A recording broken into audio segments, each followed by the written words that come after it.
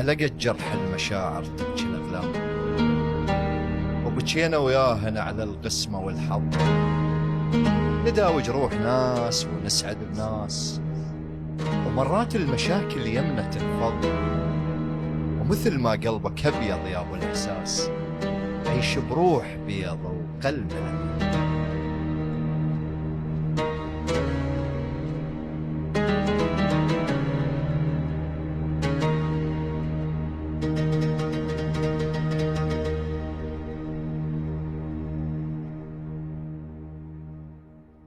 حياكم الله احبتي مشاهدي قناه WTV وطن، كل الهلا بيكم وقلم ابيض وشاعر جديد. اليوم بقينا بالعاصمه الحبيبه بغداد وشاعرها المبدع سيف سعد النوري. حياك الله. حياك كل الهلا سيفي.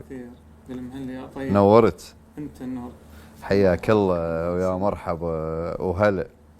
بالمهل يا طيب. وين ببغداد انت؟ بغداد البلديات، حي الصحفيين. بلديات. بلديات.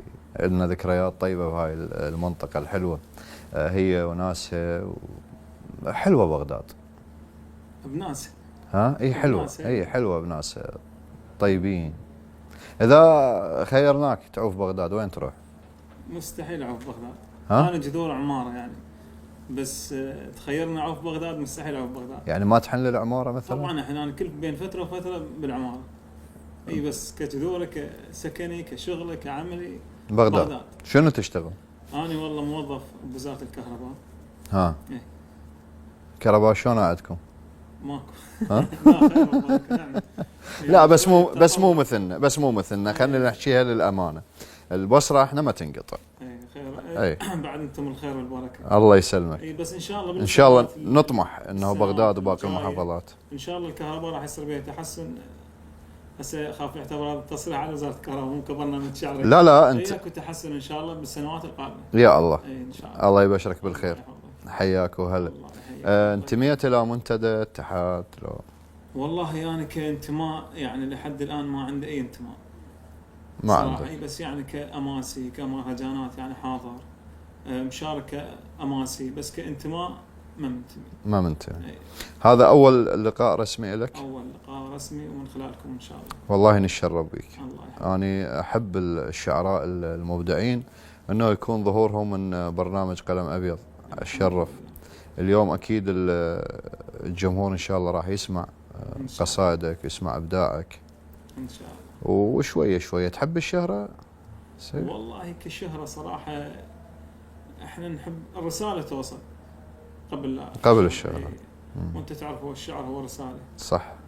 يعني الشهره مو بالضروره، يعني مو ذيك الاهميه. صح. عرفت؟ الاهم النوعيه. يعني طيب هاي السنين انت وين؟ ليش ما داخل بالعمق بالوسط؟ والله العمل ماخذ كل وقت يا ساتر بالله. يعني قبل فترة كورونا كان عندي تواصل يعني ويا عظيم. يعني منتدى كان عندنا البلديات، طبعا منتدى رحيم المالكي اللي تأسس 2012 بشارع فلسطين، كان بحضور آل فتيان، احنا من أسسناه بوقتها. يعني منير الميالي، عمر المالكي، يعني اسماء سلمان المحمداوي. يعني كان عندي تواصل صراحة، بس بعد العمل يلا ان شاء الله ترجع. ان شاء الله هاي الخطوه. نقول شو وقت تزوجت يعني؟ تزوجت بال 15. عتيق. هي بعد صار لك وين شايب عم هسه يحتاج الثانيه بعد. لا ان شاء الله يلا بيها الخير والبركه ان شاء الله. خلي نبدي سيف. يلا نسمع. تقول نصحتك. من هي اللي تقول؟ نصحتك عيش. اوقف. من هي اللي تقول؟ احنا ليش عندنا هاي دائما تقول القصيده. اي يلا. نصحتك عيش وحدك وابقى وتكتر. ترى سمع البشر بس يلثق يخسر.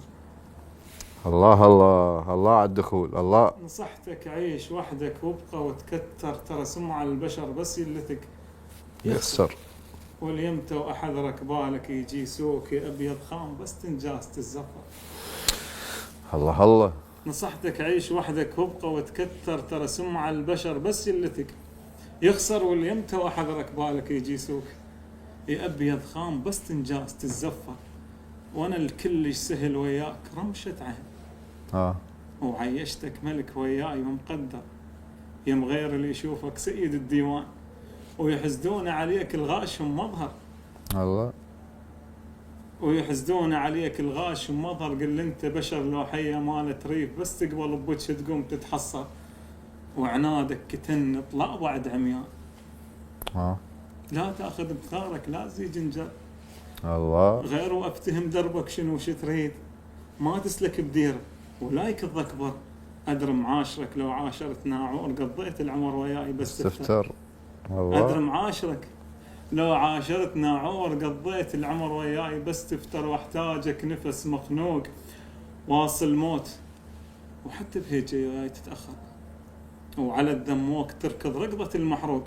الله. وعلى الغرب اشوفك دوم تتوزر، قناطر صرت لك من يوم فاض الماي. تغط بالماي كلك وانا لك معبر. الله. حليت الطلاسم بيك انا احتاريت، ايش ما اقول ان فهمتك تالي تتغير. من اشوفك تضحك الغير بوجه مرتاح، صح اضحك ولكن داخل مكسر. الله. سلام. الله. احسنت سيف، احسنت. اي حلو، بدايه حلوه. هاي كاتبه قديم لو جديد؟ والله هذه 2017. قديم. يا الله ان شاء الله اليوم نسمع جديد ونسمع هوايك جديد ان شاء الله. خلي ندخل ونبدي فقره مشوار. يلا. خلي نعرف سيف، خلي يسولف لنا عن بدايته، عن طفولته، عن مراهقته، عن الصبا، عن الشباب والى الان. سيف سعد النوري من محافظه بغداد. يعني ولادتي بمدينه الصدر، انتقلت للبلديات. بديت كتابة الشعر بعد 2007 بعد استشهاد عمي رحمة الله على روحه. الله يرحمه. ما حسيت روحي الآن. أول قصيدة كتبتها علي، بس أعرف القصائد الأولية ما ينوخذ بها، بس أنا شفت روحي يعني توجهت للكتابة. هي كانت الشرارة عشوائية يعني ككتابة عشوائية، تعرف لا وزن لا قافية لا عدي. خريج إعلام ما شاء الله، جامعة الإمام جعفر الصادق 2013-14، موظف بوزارة الكهرباء. طفولتك شلون عشتها؟ والله طفولة عشتها الحمد لله مريرة جميلة الحمد لله، بوجود السيد الوالد يعني ما مخلينا. الله يحفظه لك. أنا طبعا خياط بدايتي يعني والدي، وحاليا يعني هم عندي محل يعني ما شاء الله، إضافة للوظيفة. شنو لك الشغل كله. شنو تخيط؟ دشاديش رجالية. دشاديش. يا الله مهنة حلوة. هي ربينا بها خلصنا. قلت لك فهاي المحور اللي يخلي كل وقتنا مكرسين للعمل يعني. طيب خلينا نسوي لك دعاية. وين محلك؟ محلي أنا بالبلديات حي التراث، ومحلنا الفرع الأول بالداخل. هاي ناخذ عليها اجور ترى. اتمنى لك التوفيق والرزق ان شاء الله. اي حلو الشاب من يكون عنده اكثر من عمل حتى يعرف شلون يكون نفسه صحيح. ما يحتاج. والله انا وعيت على روحي، لقيت روحي خياط صراحه. قلت لك بفضل الوالد يعني، مو انا مثلا اليوم جاي اتعلم كخياط ولا شيء. تعرف بدايتي ويا الوالد، والحمد لله صار محل، وبعد تخرجنا وجدت الوظيفه وكلها خير وبركه. نعم الحمد لله. اليوم الوضع تحسه انه وضعك مريح افضل من السابق. والله الساثير اليوم اللي يشتم الهوى نعمه. هاي نعمه. اي ما يحتاج لها اي شيء. اما الماده تروح وتجي. تنجرح من مقربين لك لو كل ربعك طيبين يعني؟ والله اليوم على قولتهم ماكو زور يخلى من الواويه. صح. اي فالمواقف تحز. اكو موقف يوم يمكن جوز يتعداه، بس اكو مواقف لا والله تبقى يعني تحز بداخلك يعني. ما اعتقد يجي يوم وراح تتناساها وتنساها.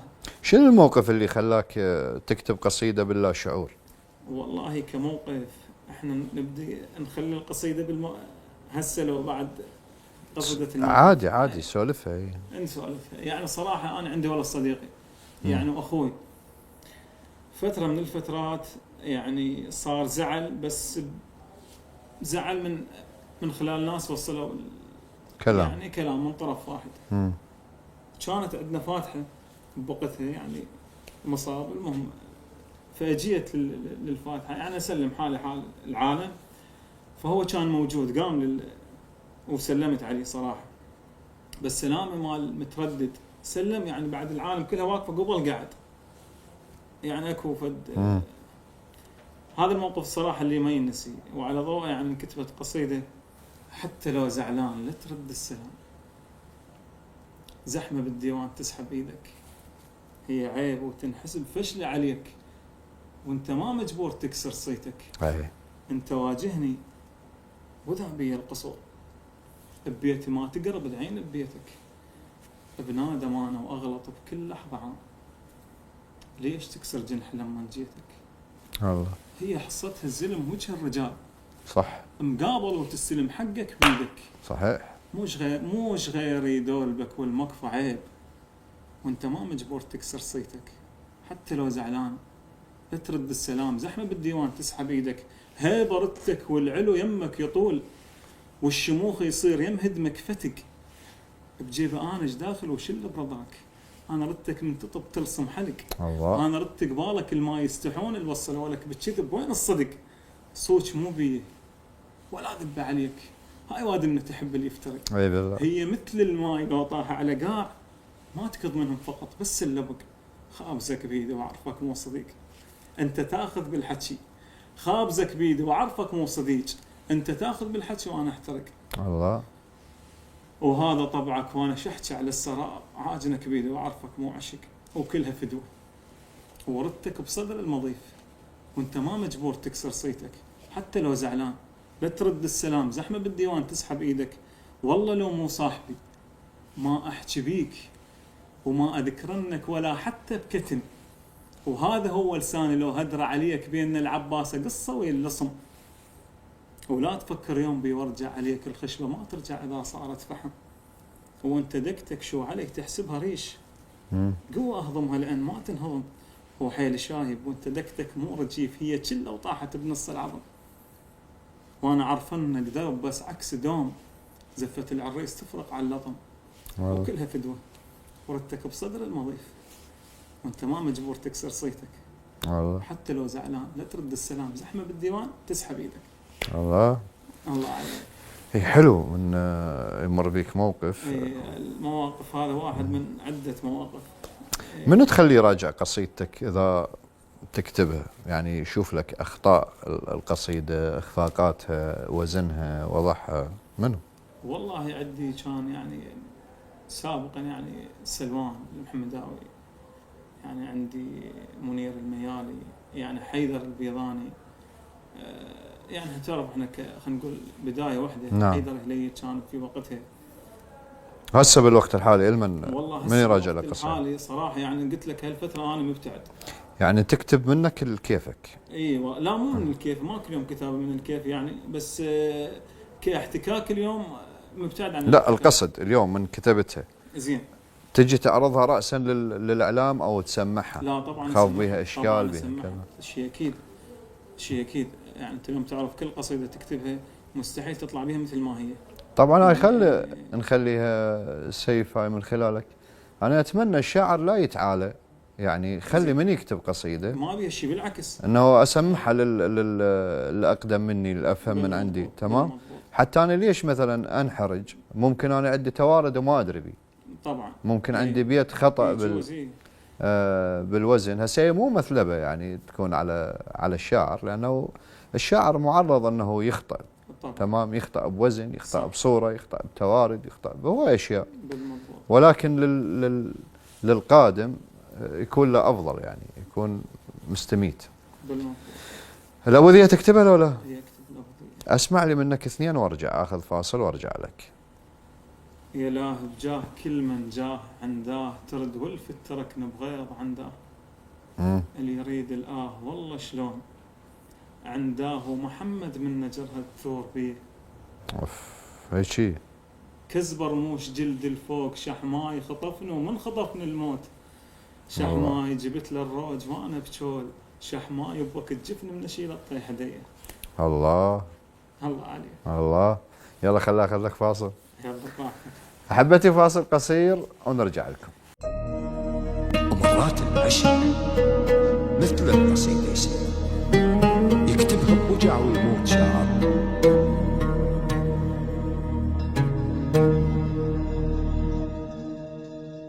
حياكم الله احبتي، رجعنا لكم من جديد، والشاعر المبدع سيف سعد النوري. حياك. حياك الله. سادة النور، عندكم شارة قوية ترى.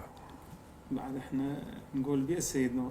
اي الحمد لله. شارتهم قوية، وعندنا حتى بالبصرة موجودين. موجودين. حسين السيد نور، ألف تحية له سيد هلال. أهله سيد هلال. والله والنعم منهم، ناس طيبة ومحترمة. الحمد لله. خلي نجي لك يا سيف واشوف شنو الاشياء اللي ما قدرت تتجاوزهن بحياتك، شنو الاشياء اللي بقى لهن اثر بداخلك مؤلم. والله الشغلات اللي ما قدرت اتجاوزها، يعني من الاشخاص اللي احبهم صراحة. يعني اكو مثل مرات كمواقف، يعني ادري المقابل مثلا يكون على غلط، عرفت، بس كمحبتي بيه ما اقدر اتجاوزه. عرفت، اي من هذا الوقت. انت صادق مع نفسك؟ والله نقول صادق، الحمد لله. ما مقتنع؟ الحمد لله. ما مقتنع. لا صادق مع نفسي، لا. اليوم تلقاني بطرق روحي. صدق؟ اي صدق والله، والله صحيح. صراحة اي اكون مع نفسي يعني ما يبقى حد. على ما احب وعلى ما اكره، لا هنا انا مشكلة. والله صح. أنا راح اخلي الكل تنفر من عندي. صح. لان الاستبداد بالرأي يولد لك يعني خلاف كبير.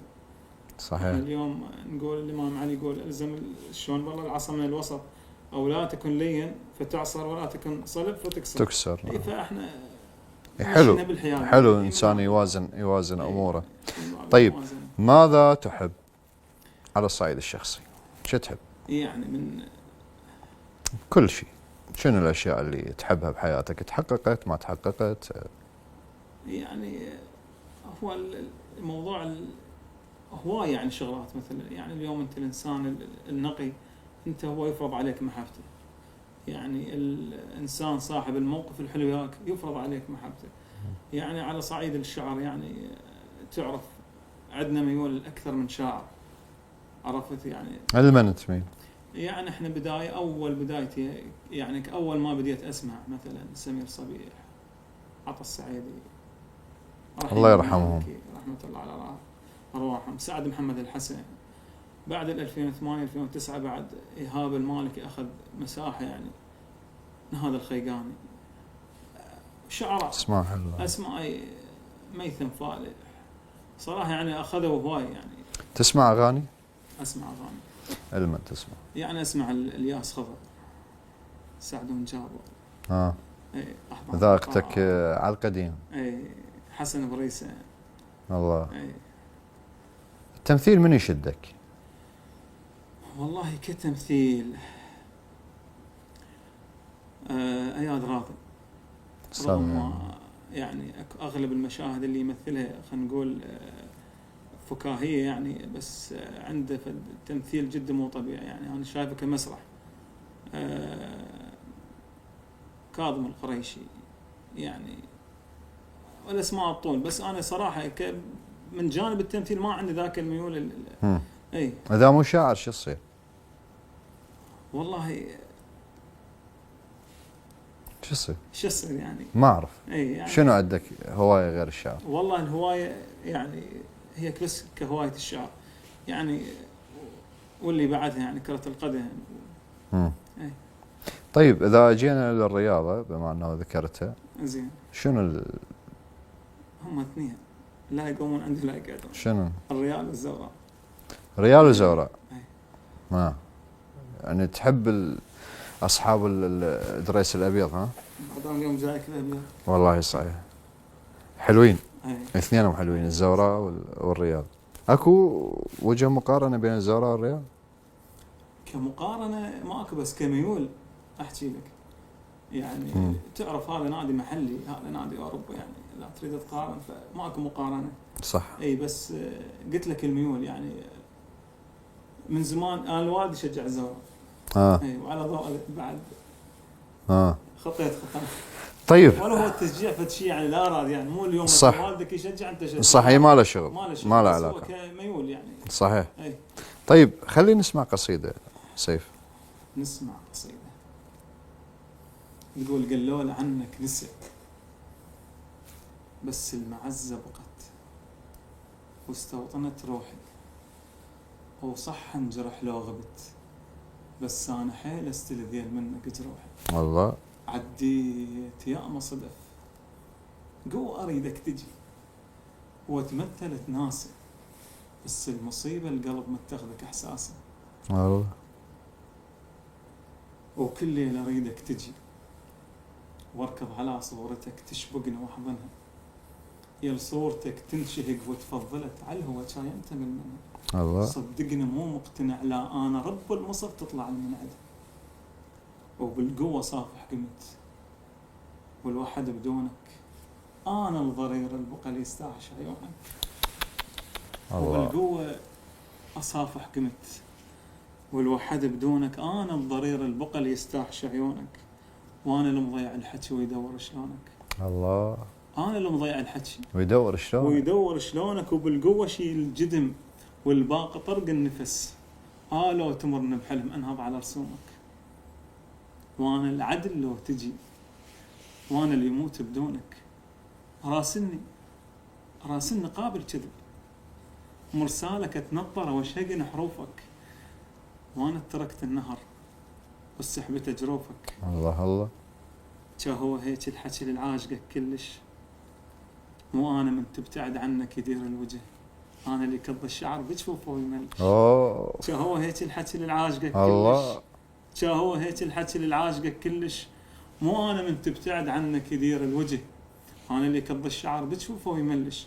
لا تشوف شيء بالشعر ولا تغرك اللحيه، الكاريزما كلها كفر، من نعشق اصبح طفل، لو تدري المحتوى تضحك على البيه.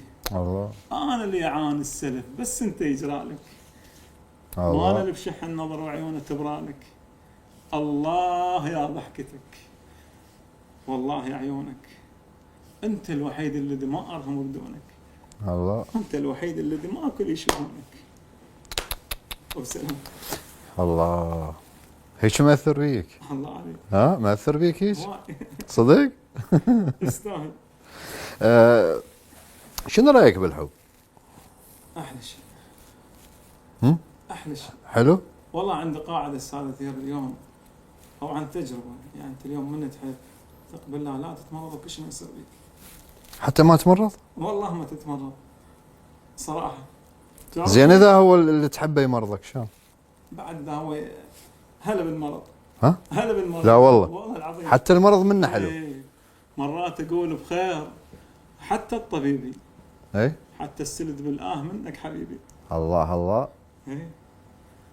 الله. مرات اقول بخير، انا مريض، مرات اقول بخير حتى الطبيبي، حتى السلد بالآه منك حبيبي. الله. حلو من يكون الحب صادق طبعا. إيه طبعا. احلى شيء بالحب بالنسبه لي صراحه. ولكن اذا حب وبطعنات وبغدر هذا. هي طبعا الحلو ما يكمل، بس مرات قلت لك حتى جزء المواقف السلبيه من المقابل اذا كنت تحبه تتعداها. صح. هي حلا. صح. اي. صحيح. اي من هذا الباب. اذا نرجع للحب اذا كان صالح.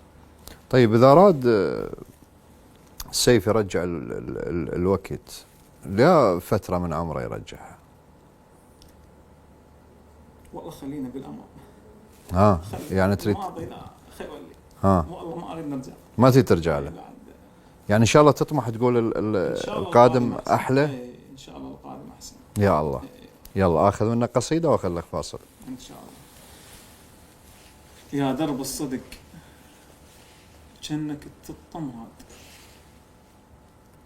يا حضرة من اسولف بيك حق نهار، يا لبوجهك ضوء مظلم شمسنا الفوق، يا مشراقة هليا قعدة الشياب. اها.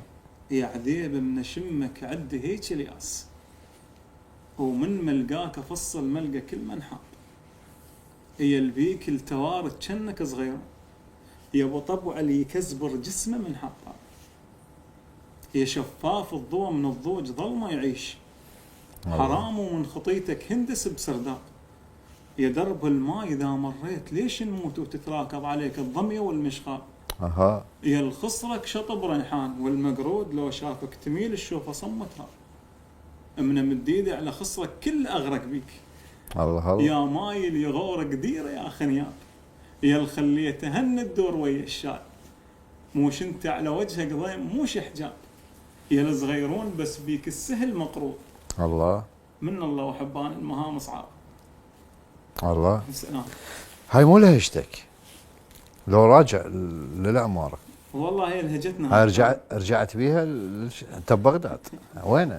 والله هي لهجتنا السابقة. هذول المفردات وين إيه. وين ببغداد ذن؟ لا احنا كبير السيد نور صراحه ست اليوم من جوز تقعد وياه تقعد ويا حسين اي واحد، هاي لهجتنا صراحه السابقة. يعني ما مأثر لا، البيئة اللي عايش بيها ما مأثرت. ما تاثر البيئه. ها والله الاصاله موجوده. والله صح. اي والله والنعم. هاي اللي ربينا عليه يعني. والله. من تشوف من اي واحد من بيت السيد نور صراحه من تحكي وياه راح تلقى نفس اللهجه.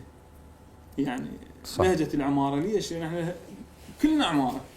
يعني اذا مو هو مولود بالعماره فابوه مولود بالعماره. صح. اذا مو ابوه فامه مولوده بالعماره، عنده احتكاك بالعماره باللهجه الجنوبيه. يلا اخذ لك فاصل. يلا براحتك. احبتي خلونا ناخذ فاصل ونرجع لكم.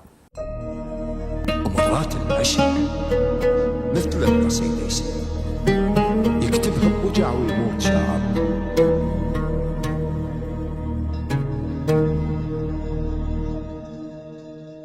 حياكم الله، رجعنا لكم قلم ابيض. كل الهلا. بالمهلي. هلا سيد. أبو حيدر. هلا يا حبيبي. الله يحفظك. سيد، عندنا اريدك، يعني انا دائما هذا سؤالي اركز به على الشعراء. اريدك تنتقد لي حالات بالمجتمع تشوفها سلبيه، ولكن المجتمع ماشي بيها، من عادات، من تقاليد، من عرف عشائري، من تصرف، من اي شيء. والله ساتر ذا على الانتقادات. في الانتقادات اليوم هواي. يعني اليوم اذا تشوف لك مثل شخص صارت عنده مناسبه وسد له شارع، يعني هاي واحده من الانتقادات. اليوم اذا تشوف موضوع الرمي اليوم اللي عندنا ما شاء الله، صارت ولاده فلان، اللي توفى فلان، هاي هم فد سلبيه كبيره. يعني الدقات العشائريه اللي اليوم جاي نشوفها ما شاء الله جاي تكثر من لا شيء، من لا شيء. يعني هواي. طيب هذا الكلام لمن نوجهه اليوم؟ والله نوجه بعد نوجه لوزاره الداخليه، يعني نوجه للناس المعنيين، يعني اللي لازم يعني زمام الامر بيدها. يعني اليوم مو كمواطن، انا كمواطن ما اقدر اسوي شيء صراحه. واليوم اذا اجيت احكي مثلا اليوم كجيراني اجيت انتقده، لا انا طلعت بعد خارج خوف. شو خلصك؟ شو يخلصنا؟ هاي اذا ما اذا ما اقول لك انت وياهم بعد متفق عليك. هاي مشكله.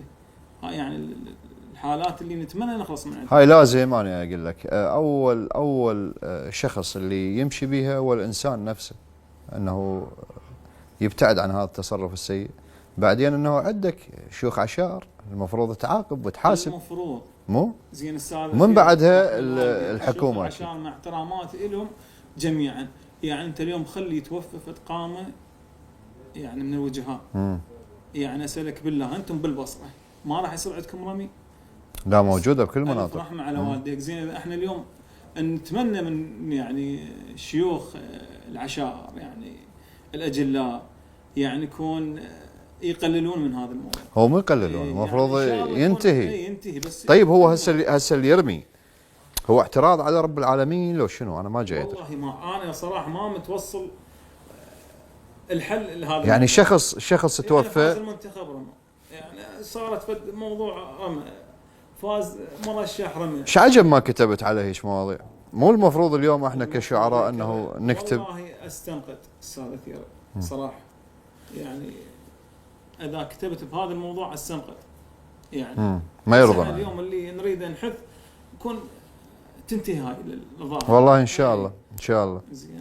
رجعنا للشعر سيف. نرجع للشعر. تقول قررت اعوفك وابتعد عنك حيل، ولا اريد. قررت اعوفك وابتعد عنك حيل، ولا اريد اشوف انك بعد ما تهم، وما عندي واهس اسمع عتابك ذاك.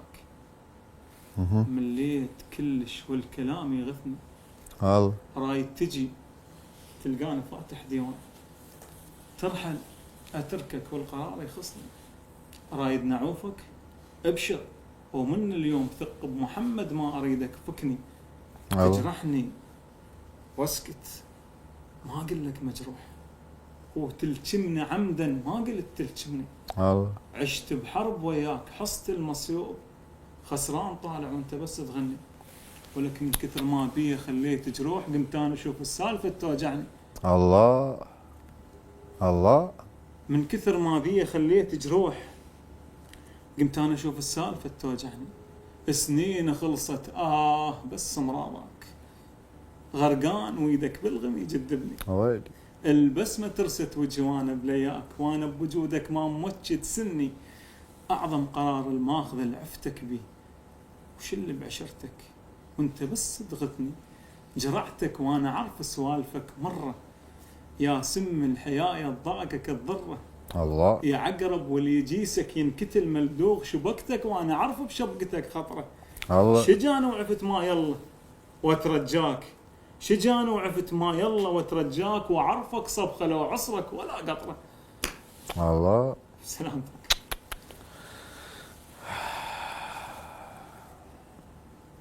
واجعتك القصيدة. طبعا لو ما وجعتنا ما نكتبت. والله مرات يا أخي نحتاج نعرف ناسنا قبل ما ننجرح بيهم. ما تقدر، كل علاقة بدايات أساسية، بدايتها حلوة، بدايتها كل شيء حلو راح تشوفه أنت بيها صراحة. بس بمرور الأيام يعني هنا راح تبدأ بعد خلينا نقول الطسات. صح. إيه. سيف، على الصعيد الشعري شنو اللي تشوف أنت محتاجه؟ شنو اللي يحتاج لك؟ يعني الديمومة بالكتابة باستمرار، أو حضور الأماسي، المهرجانات. هذا اللي أنا كأحتاجه صراحة. بس صح. العمل المشكلة هي أكف التناقض عايشة مو طبيعي. مو أنت مشكلة اثنين ما تقدر تجمعهم مستحيل صراحة. احنا اليوم جاي أوازن قدر الإمكان صراحة، قدر الإمكان. يعني أنت اليوم تدري يمكن إذا ملتزم بعمل هنا هذا الالتزام. ايش قد تعطي نسبة اهتمامك للشعر بالنسبة للعمل؟ والله ذا أقول لك يعني جزء اهتمامي بالشعر يمكن بال20% صراحة. لأن طيب هذا هذا اللقاء ايش راح تستفاد منه؟ والله ايش بس نوصل رسالة. لا بس مجرد انه اي مو ذا ما راح تهتم بنفسك. لا ان شاء الله ما راح بالايام القادمة لا ان شاء الله اكو غير توجهات. بالعكس لو ما مخلي ببالي يعني اكو توجه بالايام الجاية. لا على شنو؟ اي مو اقول يعني. لا بالايام القادمة لا اكو ان شاء الله هاي راح.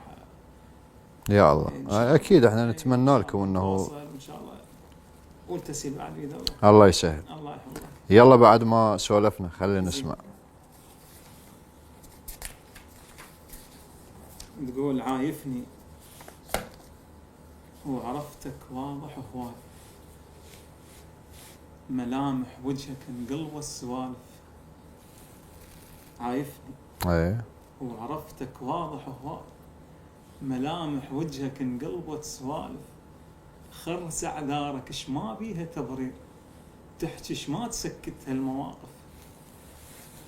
وكسرت خاطرك ما تهمني، مليت درخت سوالفك وبكل شعارف. ما تعبر علي الغيم حاجيه، داعيك يطلع الماء ناشف. الله. وكسرت خاطرك ما تهمني، مليت درخت سوالفك وبكل شعارف. ما تعبر علي الغيم حاجيه، داعيك يطلع الماي ناشف. انا اللي حطيت راسي بروس الكبار، وكسرت عنادهم وبخت حالف. وهسه تريد اطخلك راسي مو عيب، يا بزرل ما عرف يحكي السوالف.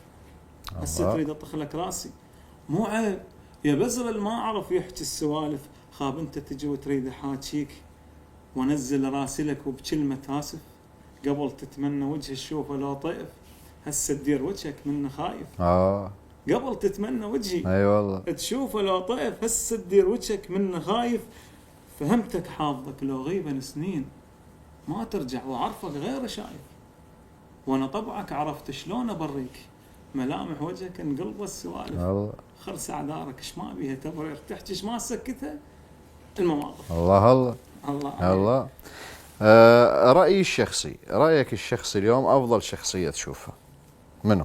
أفضل شخصية كدكتور اسمه أحمد الكاتب. صراحة يعني دائما طبعا هو صاحب محتوى، يعني دائما أفكاره اللي يطرحها كلها إيجابية. كلها إيجابية. ما أعرف، هو أشوفه كشخصية مثالية. متابع يعني أنت؟ متابع يعني، عندي توجه له. جد تستفاد منه؟ والله هواي. يعني اكو فد شغلات ببالك انت اليوم تريد توصلها، يعني راح تلقاه موصل لك اياها بدون ما تتعب روحك. اها. يعني مفكر عنك. اي وكانما ظل فكره، خلينا نقول هيك. طيب اليوم تقدر تقول افضل شاعر منه لو ما تقدر؟ والله انا كافضل شاعر عندي صراحه ايهاب المالكي. صراحه، لان اكثر شاعر او الشاعر الوحيد اللي اسمع قصاده وارجع اسمعها. تستذوقها. اي يعني ارجع، يعني صراحه الشاعر الوحيد اللي شفت روحي ما اقدر امل من قصيدته. حلو. اي يعني من عندك طموح تصير ايهاب المالكي؟ والله هو الطموح موجود، بس اليوم الصير ايهاب المالكي يعني صعب. واذا ما موجود ايهاب تصير ايهاب؟ والله بعد التوفيق من الله. بس ما نوصل لها. عمره طويل ان شاء الله ابو حيدر، الله يعطيه الصحه والعافيه. شاعرنا الكبير استاذ ايهاب اسم مهم وشخصيه قويه، شخصيه وذكي راقي بشكل. نتمنى له كل التوفيق ان شاء الله. ان شاء الله. باقي عندي وقت قليل سيف، تقرا لنا كم ابوذيه وقصيده؟ يلا حتى تختم لنا كم ابوذيه وقصيده. صح. تقول قلب ميت بلا احساس يراد، اي ابدله بقلبه حتى يجوز يراد فزعله وهبته كنها تقول يراد حرمل صيته والمحروق بيه.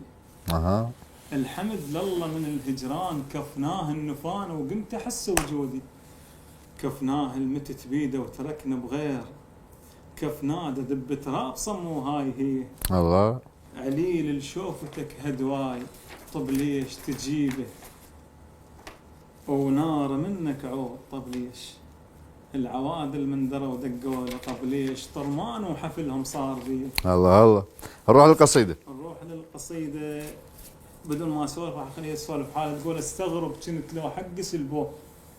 زين. استغرب كنت لو حق سلبوه واقول الله يعوض والعمر راح، واستغرب كنت لو واحد يبوق منه لو اقول شلون يرتاح. بس هسه اليتامى تبوق اليتام، وعلى وادمنا صارت مثل الاشباح، تندس سمها بينا بحجه الطيب، وتاكل خيرنا وتدور ارباح. دنيا وعلمتنا اللي يستحي يموت، القوي يبقى الخساير حصه الطاح، واذا رادونا مره نجر السيوف ونخلي ظهورنا مقعاد الارماح. مرات المواقف تقتل انسان، اي مو شرط تموت تقتله بسلاح. اي بالله. ما ناخذ عبر من التجارب ونعرف نار همه، واحنا للواح لو على الغربه سهله ناسنا الصوت، باقوا ريشنا من طق الجناح. الله سلام. احسنت. كل شكر لك سيد. طيب الله يحفظك. شرفت ونورت. لي الشرف. الله يخليك يا حبيبي انت.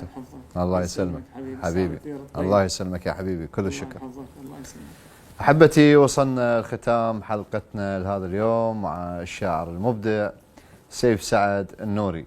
انتظروني الاسبوع القادم وضيف جديد، في امان الله.